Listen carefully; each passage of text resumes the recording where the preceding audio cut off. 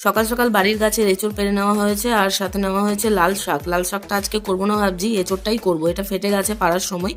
আর ডাল বসিয়ে দিয়েছি, বানাবো হচ্ছে টমেটো পিন খেজুর দিয়ে চাটনি। আমার ছাদের গাছগুলোই দেখুন কি পরিমাণ ফুল হয়ে আছে, গোলাপ, কত রকমের গোলাপ হয়ে আছে, সাথে সব রকমের ফুল, গাঁদা।